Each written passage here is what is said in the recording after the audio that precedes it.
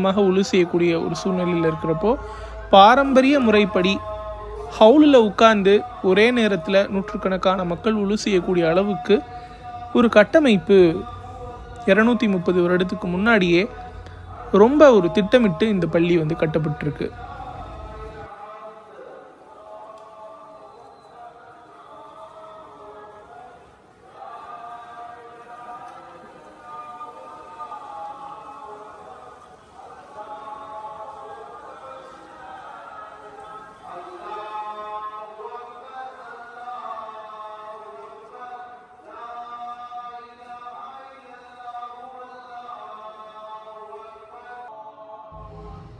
நேரம் சரியாக 9:30 உள்பள்ளி நிறைந்து காணப்படுது.